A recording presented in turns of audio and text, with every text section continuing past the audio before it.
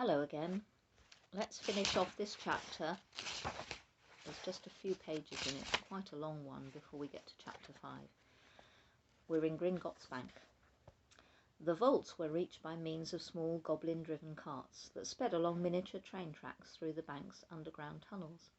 Harry enjoyed the breakneck journey down to the Weasleys' vault, but felt dreadful, far worse than he had in Knockturn Alley when it was opened.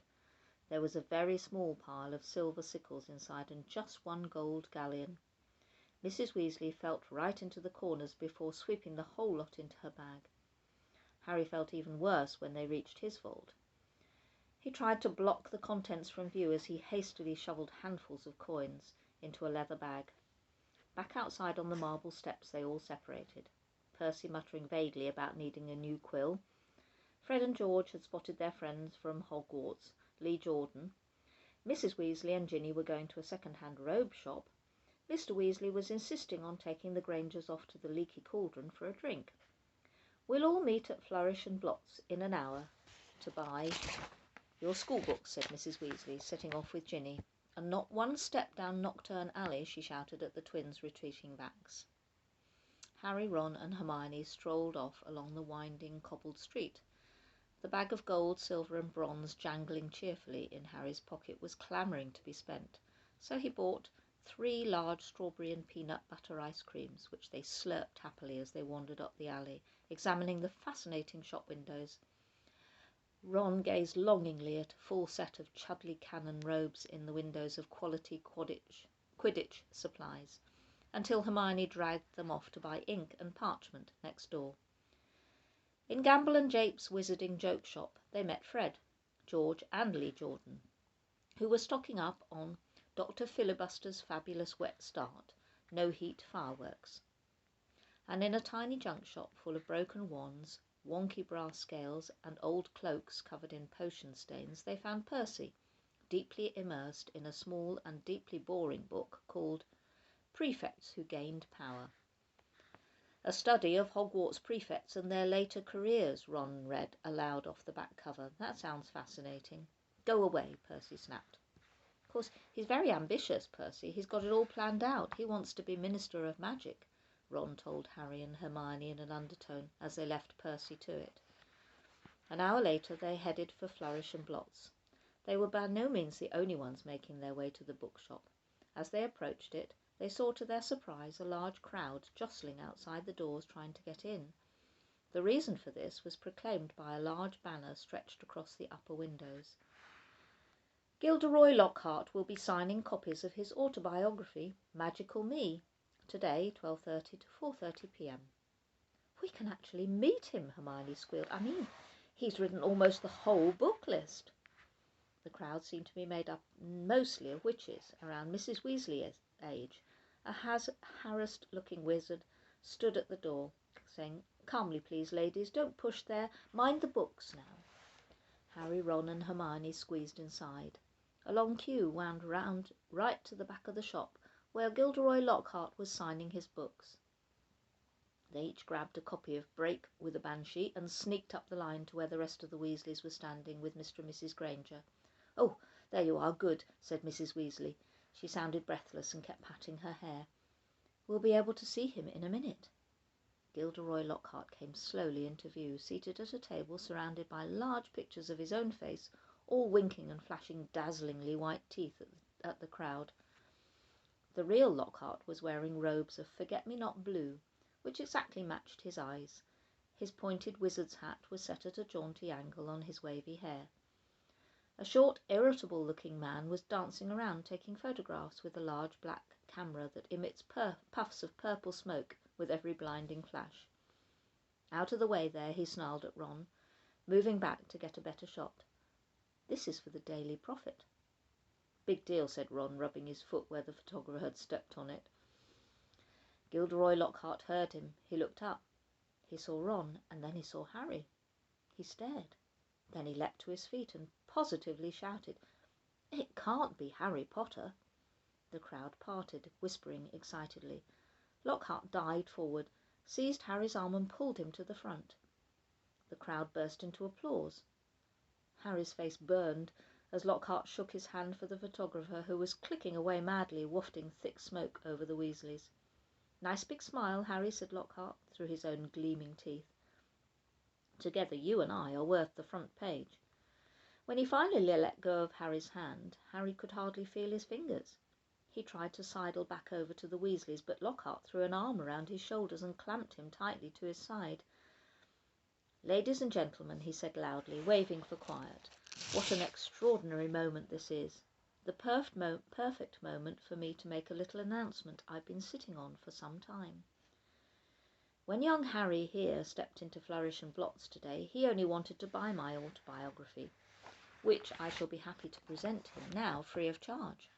The crowd applauded again. "He had no idea," Lockhart continued, giving Harry a little shake that made his glasses slip to the end of his nose, "that he would shortly be getting much, much more than my book, Magical Me.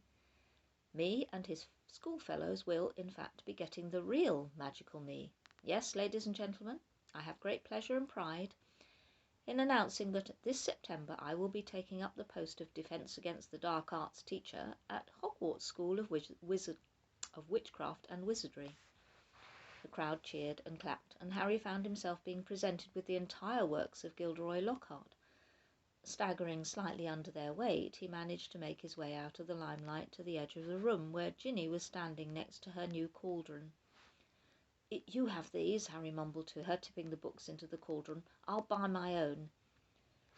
"Bet you loved that, didn't you, Potter?" said a voice Harry had no trouble recognising.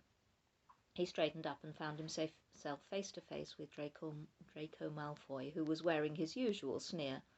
"Famous Harry Potter," said Malfoy. "Can't even go into a bookshop without making the front page." "Leave him alone, he didn't want all that," said Ginny. It was the first time she had spoken in front of Harry. She was glaring at Malfoy. "Potter, you've got yourself a girlfriend," drawled Malfoy. Ginny went scarlet as Ron and Hermione fought their way over, both clutching stacks of Lockhart's books. "Oh, it's you," said Ron, looking at Malfoy as if he were something unpleasant on the sole of his shoe. "Bet you're surprised to see Harry here, eh?" "Not as surprised as I am to see you in a shop, Weasley," retorted Malfoy. "I suppose your parents will go hungry for a month to pay for that lot." Ron went as red as Ginny. He dropped his books into the cauldron too and started towards Malfoy, but Harry and Hermione grabbed the back of his jacket. "Ron," said Mr. Weasley, struggling over with Fred and George, "what are you doing? It's mad in here. Let's go outside." "Well, well, well, Arthur Weasley." It was Mr. Malfoy. He stood with his hand on Draco's shoulder, sneering in just the same way. "Lucius," said Mr. Weasley, nodding coldly. "Busy time at the Ministry, I hear," said Mr. Malfoy. "All those raids. I hope they're paying you overtime." He reached into Ginny's cauldron and extracted from amidst the glossy Lockhart books a very old, very battered copy of A Beginner's Guide to Transfiguration. "Obviously not," he said. "Dear me, what's the use of being a disgrace to the name of wizard if they don't even pay you well for it?" Mr. Weasley flushed darker than either Ron or Ginny. "We have a very different idea of what disgraces the name of wizard, Malfoy," he said. "Clearly," said Mr. Malfoy, his pale eyes straying to Mr. and Mrs. Granger, who were watching apprehensively. "The company you keep, Weasley, and I thought your family could sink no lower." There was a thud of metal as Ginny's cauldron went flying. Mr. Weasley had thrown himself at Mr. Malfoy, knocking him backwards into a bookshelf. Dozens of heavy spell books came thundering down on all their heads. There was a yell of "Get him, Dad!" from Fred or George. Mrs. Weasley was shrieking, "No, Arthur, no!" The crowd stampeded backwards, knocking more shelves over. "Gentlemen, please, please!" cried the assistant, and then, louder than all, "Break it up there, gents, break it up!" Hagrid was wading towards them through the sea of books. In an instant he had pulled Mr. Weasley and Mr. Malfoy apart. Mr. Weasley had a cut lip, and Mr. Malfoy had been hit in the eye by an encyclopedia of toadstools. He was still holding Ginny's old Transfiguration book. He thrust it at her, his eyes glittering with malice. "Here, girl, take your book. It's the best your father can give you." Pulling himself out of Hagrid's grip, he beckoned to Draco and swept from the shop. "You should have ignored him, Arthur," said Hagrid, almost lifting Mr. Weasley off his feet as he straightened his robes. Rotten to the core, the whole family. Everyone knows that. No Malfoy's worth listening to. Bad blood, that's what it is. Come on now, let's get out of here. The assistant looked as though he wanted to stop them leaving, but he barely came up to Hagrid's waist and seemed to think better of it. They hurried up the street, the Grangers shaking with fright, and Mrs. Weasley beside herself with fury. A fine example to set to your children, brawling in public. What Gilderoy Lockhart must have thought. He was pleased, said Fred. Didn't you hear him as we were leaving? He was asking that bloke from the Daily Prophet if he'd be able to work the fight into his report. Said it was all publicity.